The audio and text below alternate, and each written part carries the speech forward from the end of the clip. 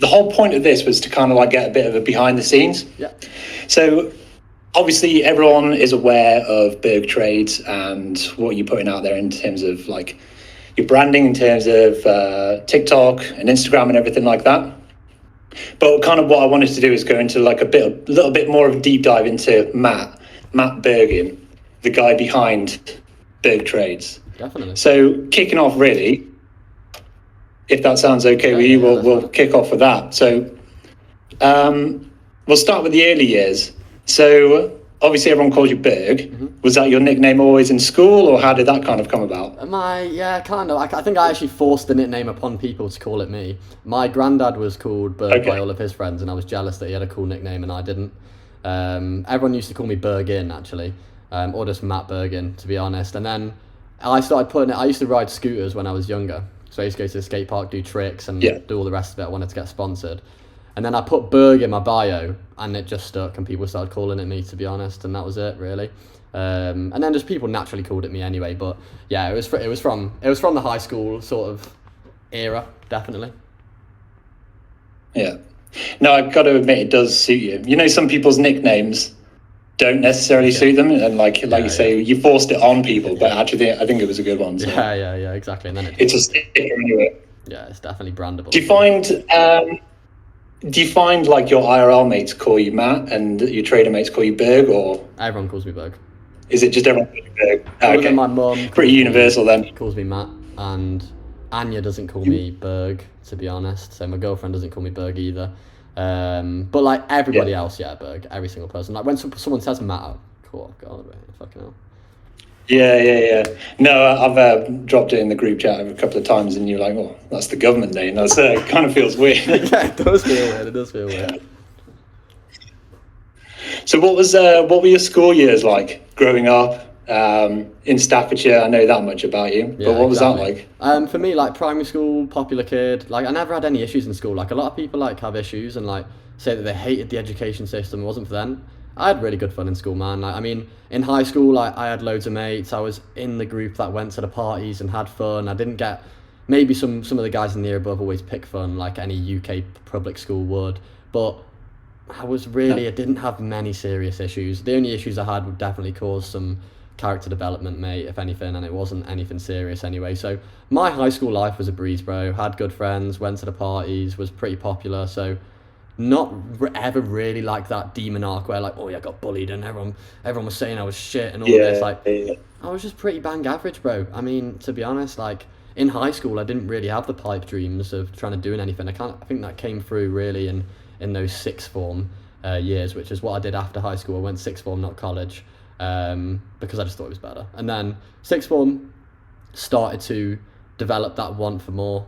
Had interest in like copywriting. I was learning like the law of attraction, staying positive. I was almost becoming conscious really in my new perspective of it. I was probably quite asleep in the high school years, just following on trends, trying to dumb myself down to be relatable to the masses in school. Hence why probably I had friends, is because always I felt like I was just a bit, I don't know, I was always looking through my own eyes, looking at everyone else, but then I had to dumb myself down to be relatable to kind of get in with the crowd. So in that sixth form period, it was kind of me undumbing myself down and realising that you can look at the world in a bit of a different way.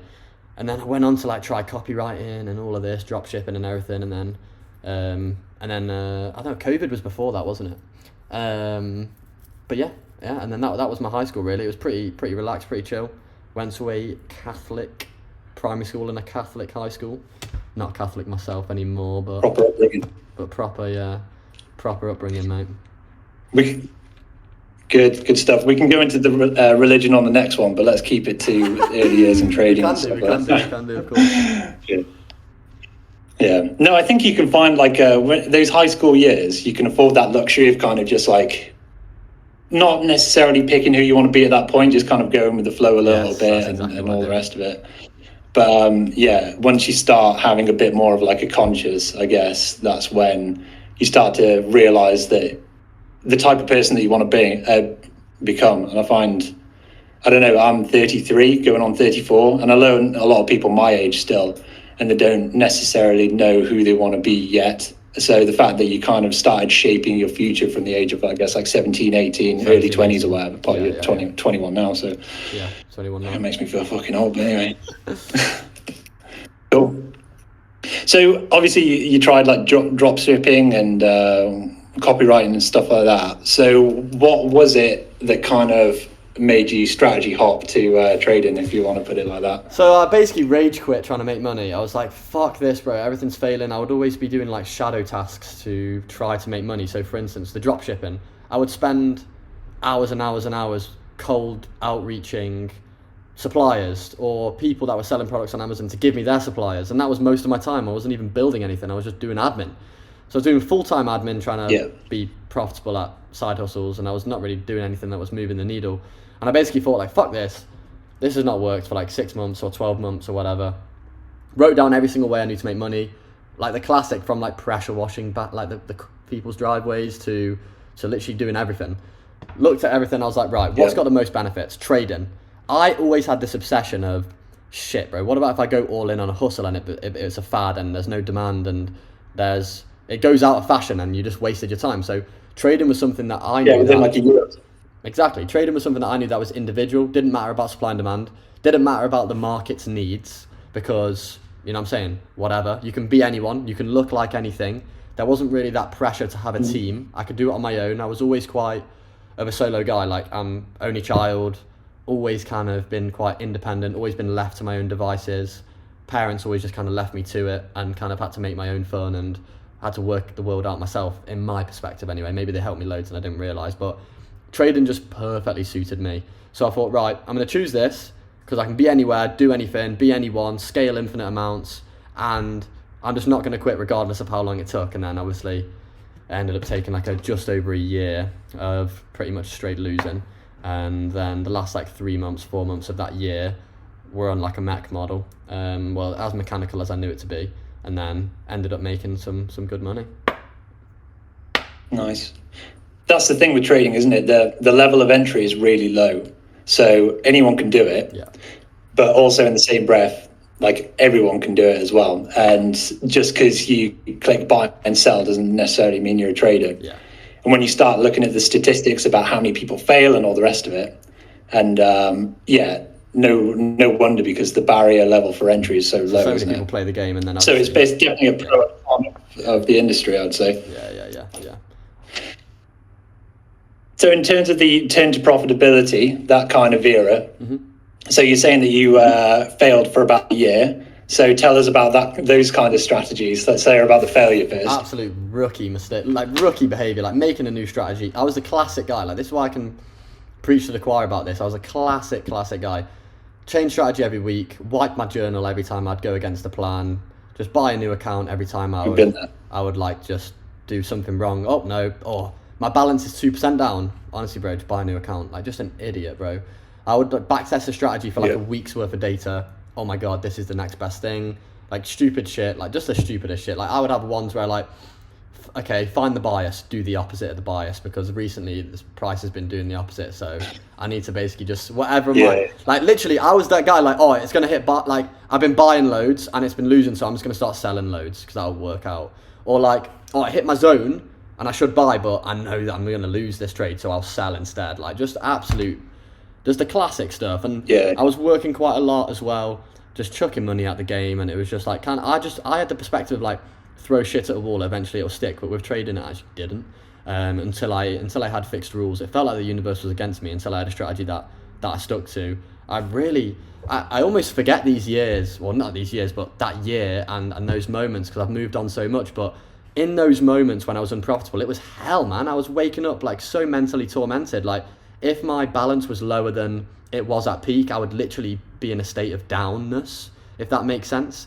If like I wasn't as close as I've ever been to even phase 1 pass, bro, I didn't even pass phase 1 until I was profitable. Like, the first account I passed was the first account I got a payout on. I never had false hope. I never had anything like that. I never had a phase 1 and then a fail. I just went nothing at all. No phase 1s, nothing, no progress, straight losing to phase 1, phase 2, pass, payout, boom. It was all in one kind of swing. So yeah, really tormented in those starting months, man. I was really doing the wrong thing.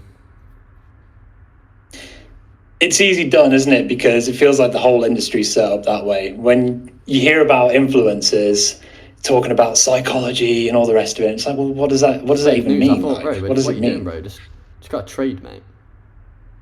Yeah, and like you don't need psychology if you've got a system, do you? And that's And what I guess you figured out that system. Yes, because So what kind of was that canon event or that pivotal moment where you stopped throwing money at it and just hoping, and like what kind of thing, right, I'm going to do it differently now? yes. What was that moment? So I had an early version. There were these softwares back in the day. One's called TradeWonk. One's called like early versions of TradeZeller. And when I got like an auto journaling software, this sounds really gimmicky, but honestly, this was a canon event for me.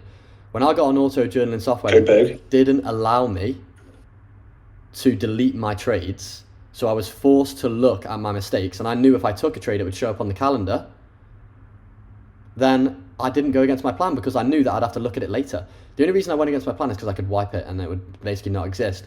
But what I did was, when I realized I was forced to look at my mistakes, and I didn't make them as much. I'm not saying I was a perfect trader the second that happened, but it was more so the point of like, oh shit, I've got to look at these. The canon event actually, though, that supported it, but the canon event actually was a guy called Paladin. He made a video and he was basically talking about life of Paladin. He doesn't post anymore. He's a young kid. Like, I don't even know. He might be same age as me.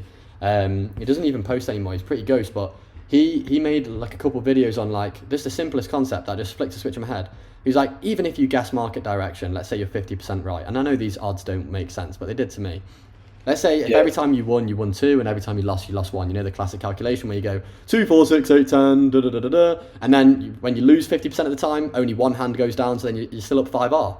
And I was like, so if I even have a shit strategy, and I let's say do a 1 to 3 risk to reward, I only have to win 1 in 3 trades. Like, I know it's like sounds so obvious because we speak about it all the time, but like a little simple mindset switch of like, I don't even need to be that good to actually just be up if I just do the same thing every time. Even if I was to log in, flip a coin on bias, and just guess timing of like a trade and just put like the same stop loss every time, same TP, I believe that you would have a decent win rate. Do you know what I mean? I believe that you would have some sort of win rate. And I thought then that regardless of how shit my edge is, I'll be able to make money if I just do the same thing every time and just fully commit. So those moments when you're in like a 7-8 drawdown period, and I'm like, bro, I've seen it before. If I switch strategy now, I know that the old strat will work and I'll regret it, so I would always hold out. And ever since then, I've just never lost that mindset of going, bro, you're on 9 losses deep. Like that last trade is the trade that's going to win. Like every time, like if you switch now, you're going to get faked out and you've just been mugged by the market, and there you go, bro, you've just lost. So that's kind of how I kind of came to be this way. No, obviously the power of having a system and leaning on it during the drawdown periods is kind of like keeps us all going, if you like. Definitely. And I remember one of the earlier calls, I remember you saying, even if you just log in at 8 a.m. London Open and flip a coin or pick a bias somehow and go 1-to-1, buy every single day, you will have a win rate, and it's probably better than what you're doing now. Oh shit! That's literally what I believe though, because if you logged in, did a 1-to-2, as long as you have a positive risk to reward, you know what I'm saying, and you guess bias direction, like sound, like that's genuinely what I believe. And obviously that's not right to an extent because there's a lot of things that go into it, but the theory of that makes sense. Yeah. I mean, everyone's heard of confluences, haven't they? So it's just about stacking your confluences, making a plan, and then letting the probabilities roll, I suppose. Definitely, bro. Definitely. And it's also about what I understood quite early on is, okay, what is the number one issue with traders? Psychology. Okay, let me build a model that does not need psychology. How do I do that? Well, why am I getting psychology issues? And I chased this down. Why am I getting psychology issues? Because I'll pick to do something and it was the other thing. Okay, well, if I know that I don't pick, I just do this thing every time, then sometimes it'll work out and sometimes sometimes it won't. And either way, I don't care because that's the thing I do, and I don't do anything else because it's in my plan. And then I just kind of built it. That's why every single rule in the model has layered that way. There'll be a situation and it's a new situation. And since we've come so far in the model now, there is pretty much no new situations that we can think of. But there'll be a new situation and be like, okay, what do we do? Okay, well, it doesn't matter what we do. Let's just pick a decision on what we do. Let's test it, but let's pick something and do it every time. I.e., when do we take out on a Friday? Well, it's 8 p.m. It's not 8:14. It's not 8:15. It's not 9. It's 8 every time. Sometimes you're going to win more by taking out early because it would have fucked you up the hour later. vice versa, sometimes you might not gain as much. So yeah, that's kind of how I kind of theorized it really, and just ran with it like that. I suppose just to add to that as well, so we have these rules, and say like take out at 8 p.m. It might be good some days, it might be bad the other days. Having that community, knowing that everyone else is also taken out at 8 p.m. You're like, oh, I can definitely live with myself now, knowing that everyone else has done the same thing. So that's like, this is how it kind of adds into that as well, isn't it? By having the community. That's a new benefit that I didn't know would be a benefit until recently, because like I said to you before we started this, now more than ever, people are just like, we've got loads of people doing the right thing, rather than loads of people misinformed or like kind of doing it. So now you'll see in the chat, we get a win or we get a loss, and boom, you get like 30, 40, 50 fucking guys putting in -1 NQ, do you know what I mean? Or +3 EU. Or you'll see a guy +2 EU, and we're like, yo, bro, we're still in the trade, what are you doing? What are you doing, mate? Yeah, exactly. And then they're like, oh, shit. You know what I'm saying? And that is just that benefit, again, of that community, man. It's sick. Yeah. All learning lessons together. You can almost shame people into profitability, can't you? I think that's what we've been doing, to be honest. I think that's what we've been doing. Like, the culture that we built, it's like a self-fulfilling snowball effect culture, where even if I was to not be here, I think the culture would still be there because everybody gets it. Like that one time where Suraj is trading 9 pairs and everyone's calling him certain names that we probably shouldn't say. Do you know what I'm saying? Like, everyone's just rinsing him, and he probably won't do that now because he's just been violated. So there you go. It works. Yeah.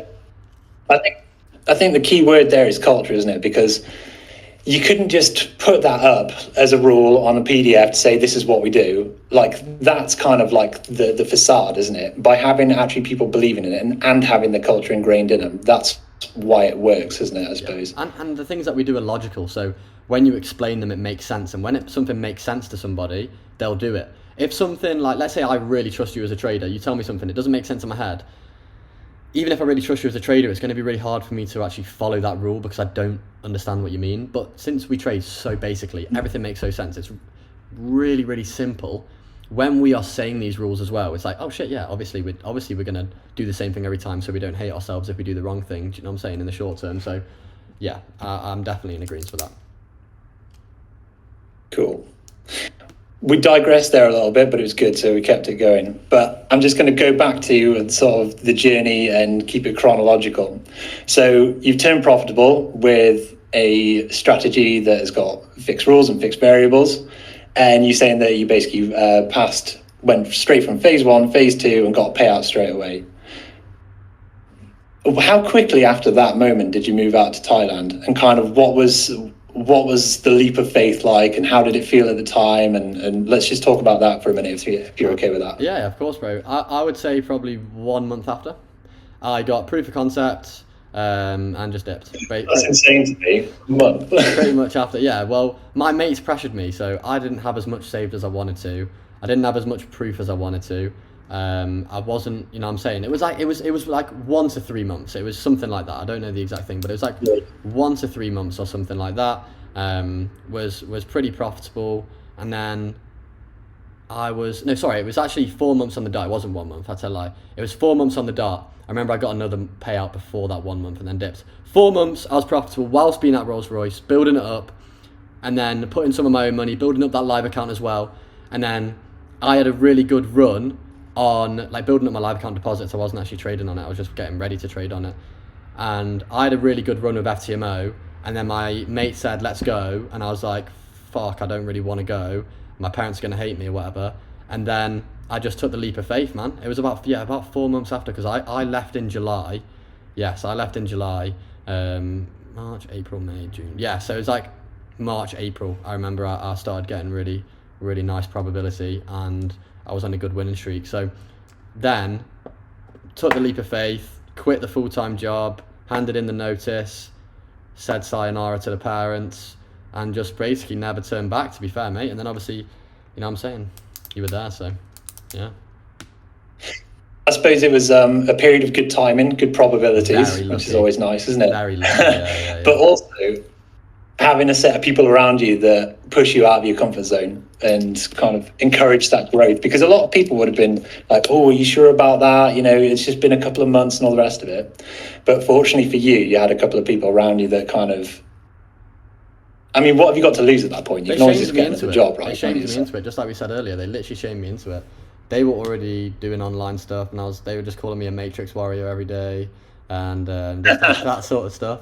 And then just literally came out, bro, and then just made even more money trading because I could actually trade the whole day instead of like trading on my phone in the toilet or something. So it improved my profitability is definitely as well.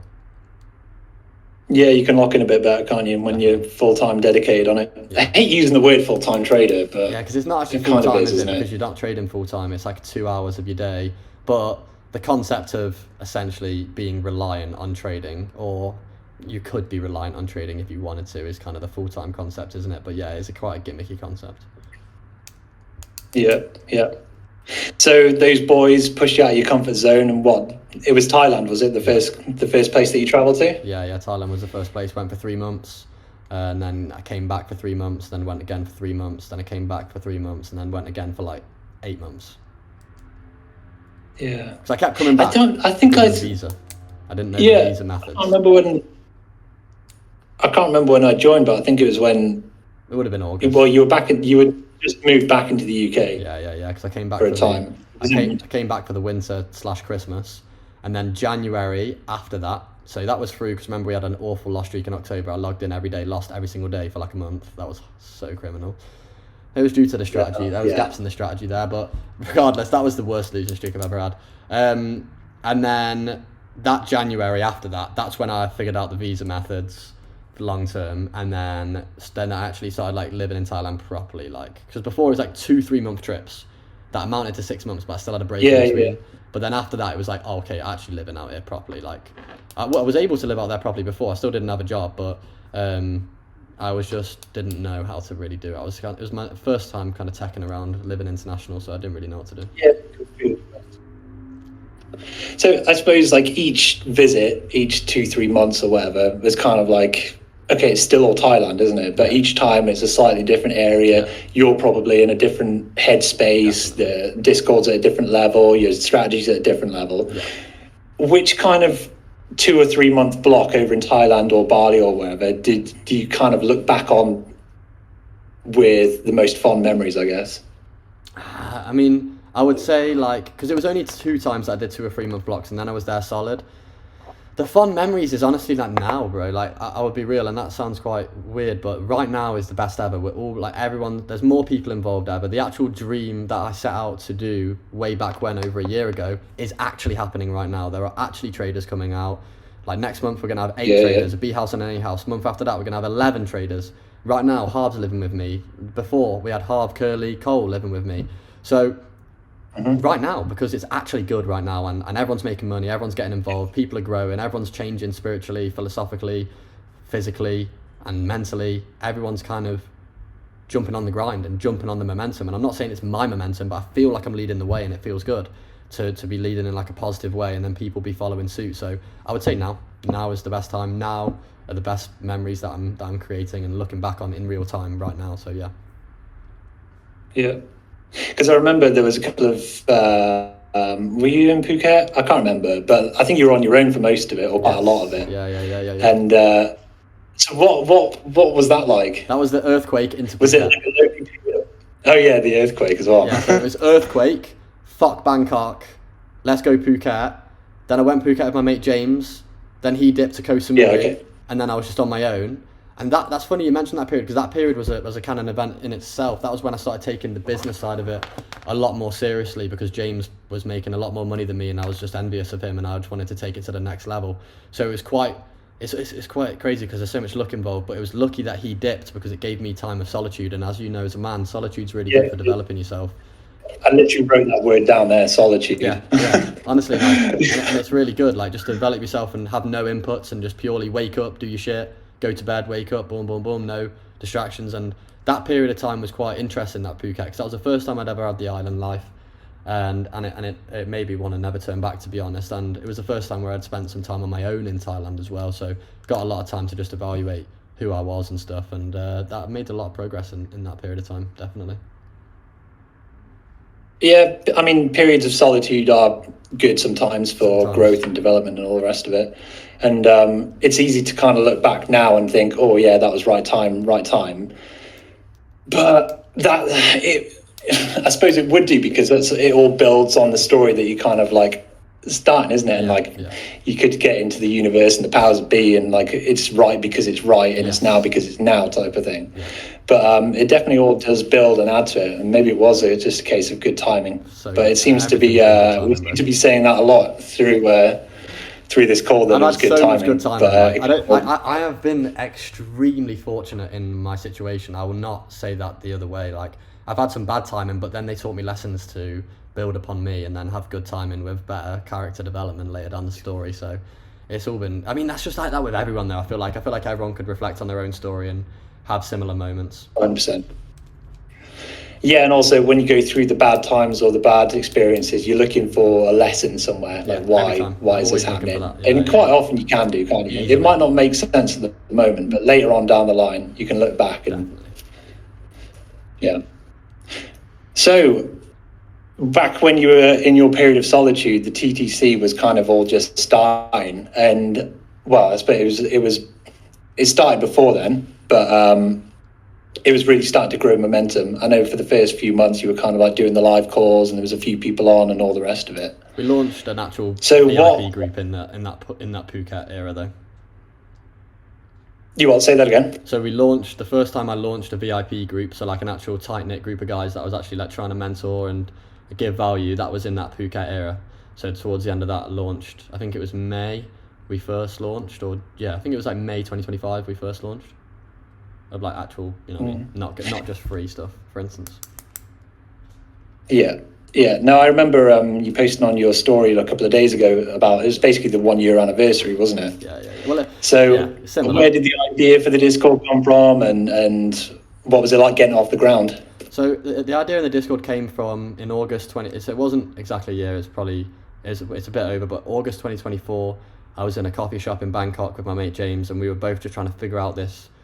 I mean, we both, like, I traded, he did OFM, and we were just trying to figure out a way to monetize the social media game as well, and a way to like just try make an impact as well on people and on aspiring guys, whilst winning a bit along the way as well. And I just came up with a Discord idea, and I just thought, fuck it, I'm going to literally be one of the best Discord groups ever. I'm going to fucking do it. I'm not going to quit. And then I put that on my story, like, literally, we are going to be the best. Like, this is going to be top 5 UK Discord servers, boom, by the next year or whatever. And I do believe we're top 5 now. I know the competition.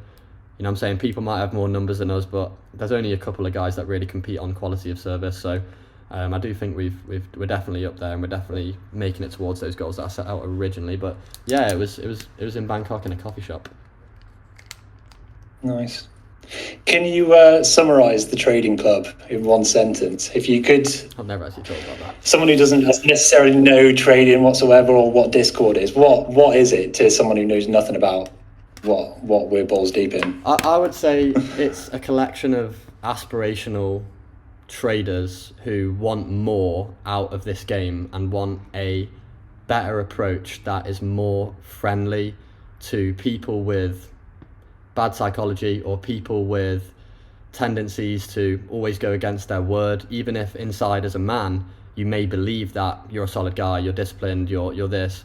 Well, clearly, if you're watching this video right now, for instance, and you haven't got the results out of life, maybe your perception of yourself is so that you are disciplined, solid, you know what I mean, you're really dialed in, but clearly your results don't reflect that. So I would say TTC is a place where people with those contradicting thoughts, where I believe I'm something, but the world hasn't shown me that, come to us, man, and we'll really make you aware of who you truly are, and give you an opportunity to show that, and the structure to be who you should be, instead of having the freedom to do whatever you want. Like you said, we build a culture around really getting people to their fullest potential. More than a sentence there, I know. Sounds good to me. Yeah, you know what I mean. It was it's a thought-provoking question, but it was a good answer. So on that then, what are the future plans for the trading club? Obviously the word scale is common, isn't it? But that is obviously it. Get more people out. I want, by the end of 2026, I want a C house. So I want an A house, B house and a C house. I want 25 plus traders living around the world with us, moving around, working inside the TTC, finding a fit for them to help it grow as well. And all of them being profitable. I want to make, like, you know what I'm saying, hundreds of 6-figure funded traders this year, and I think we can really do it.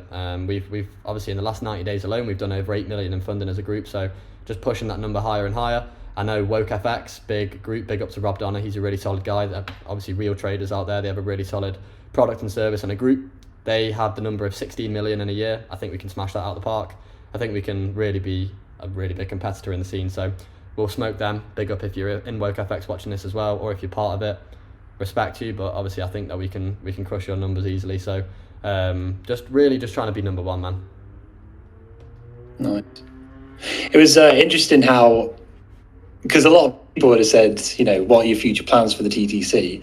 When you start to say scale it, in my head, I was instantly going, all right, yeah, sell more VIP spots. But actually, you said you want to get a C house, you want to get so many more people profitable. Yeah. You're concentrating on kind of the end game. Like, if you're concentrating on getting new members so that you can make more money and can sell more VIP spots and mentorships and all the rest of it, that's the wrong way around, isn't it? I guess that's why people are attracted to the product and they kind of go for it and scope it out, because your end game is to have people to share all this with, isn't it? Exactly, I suppose. Exactly. I've always said that. That's why I always live below my earnings, because I need to make sure that everybody else can live with me. What's the point of me living in a 10k a month apartment if I'm on my own? I'd rather live in a 10k a month apartment between 5 people, let's say 5 bedrooms and 10k instead of 10k for 1 bedroom, and everyone have a good time. And I also believe that provide value first, take money last. So it's like all the greats, they provide the best value they can, they add value to the world, they're givers, not takers, and then you will end up taking the most. And that's the irony of the game, and people don't really see that. They try to take the shortcut, which ends up being the long cut, and it's worse. If you actually just go long with it and just expect nothing, be charitable with your efforts and value giving and helping, and usually you do end up on the top of the earnings scale anyway. So yeah. No, it's true. I think I listened to a couple of Alex Hormozy podcasts, and he cites some pretty similar stuff to that. So I can see the logic, definitely. Yeah, 100%. So that's the trading club. What about you? What about your short-term, medium-term, long-term plans? What's it is the next 12 weeks for you? I mean, for me, these next 3 months, Koh Samui in a couple of weeks with the lads, like I said, 8 of us. Then the month after, there's going to be 11 of us. Month after's not booked yet, but we will book it.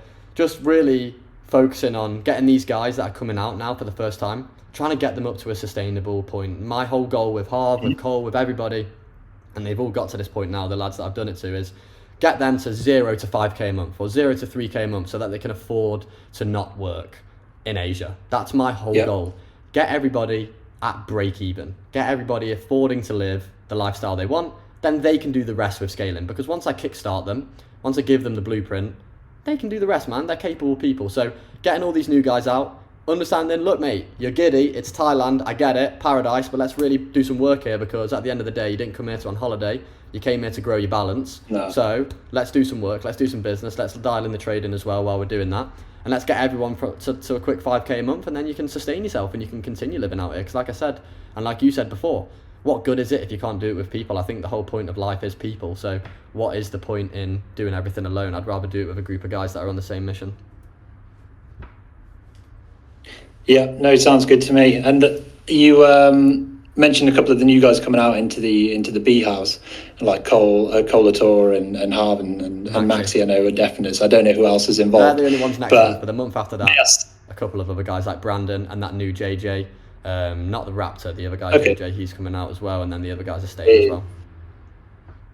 Nice. But you can see in amongst the Discord, they're some of the most active, they're some of the biggest givers, and you can see that they're locked in. So yeah, best of luck to all the guys that move out there. Because once you start getting a few accounts under your belt and start getting a few payouts, like 3k a month, you're just like, easy. Obviously. Easy, bro. Obviously, so, it might be like 9k one month and 0 the next, but it could be averaged out into 3k a month on the year or something like that. But like all of the guys, bro, like all of the main guys are funded now, which is really sick to see, because there was a period of time where it was almost like there was an imbalance in what they're doing versus what they're getting. They see, like, a lot of people seem to be doing the right thing, but then they weren't getting results.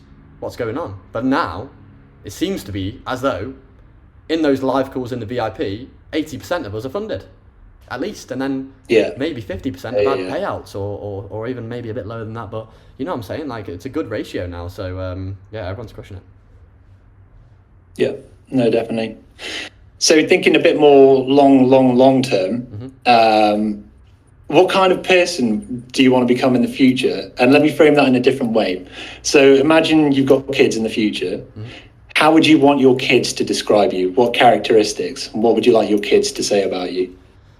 Unstoppable, you know what I'm saying? I want them to look up to me and really think, like, how does this guy make shit happen? You know what I'm saying? Like, how does this guy just have everything sorted? I really want to be like I have like little dreams of, literally, for me, like a big achievement. I really want 24/7 security. I want private jets everywhere. I want good private education for the kids. I want really safe environments for everyone around me.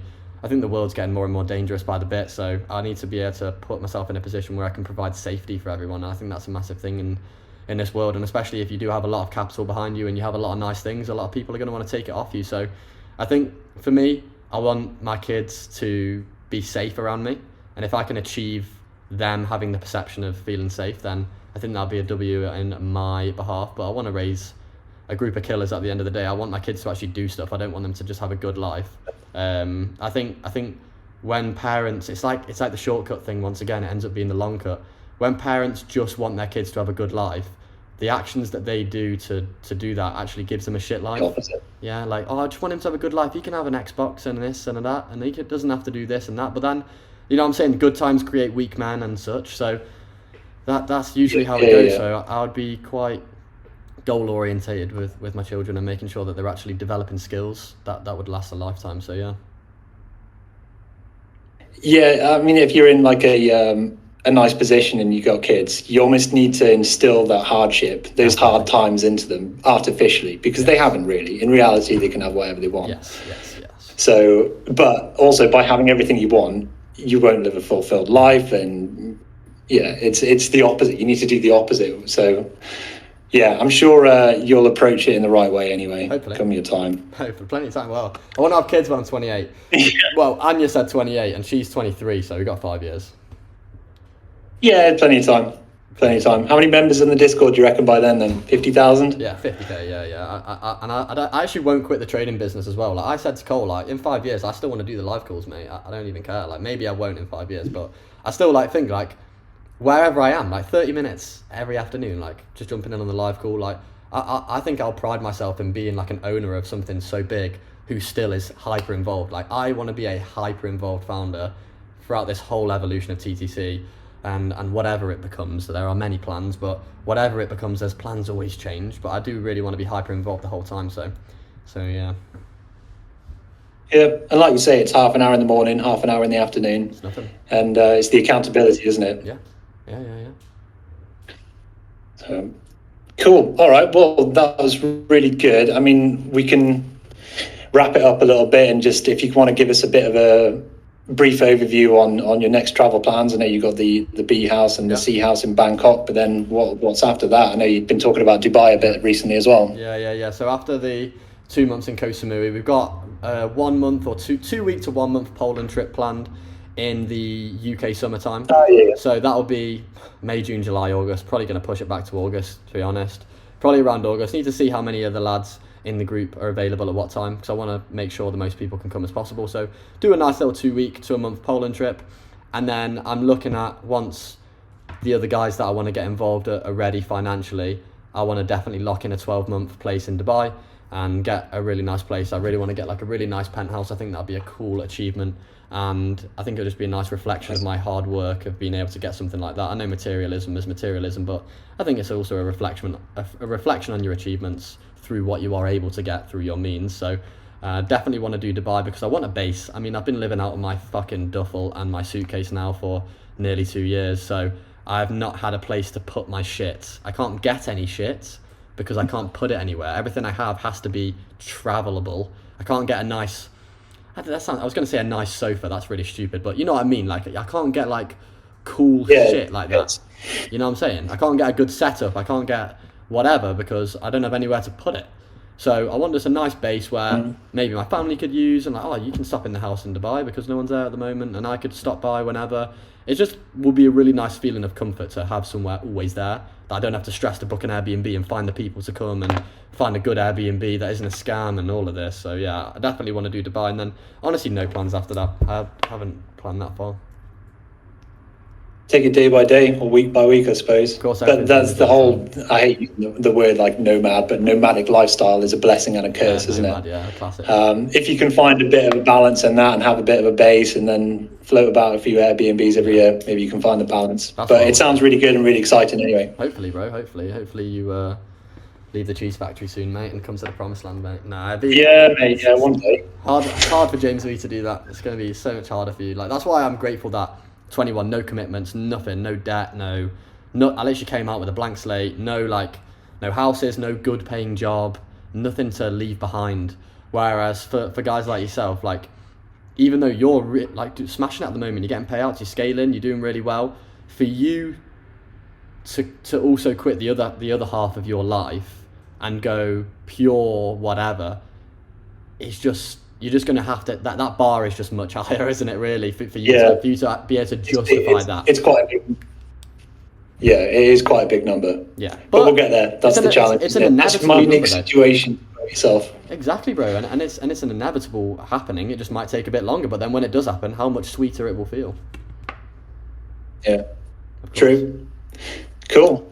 Great Sounds stuff. good. Well, yeah, we'll leave it at that. But yeah, it's really good. Thanks for sparing us. I don't know how long that was. It felt like an hour. Enough time. It was a good amount of time. What I'll say, I'll outro as well for everyone watching this video.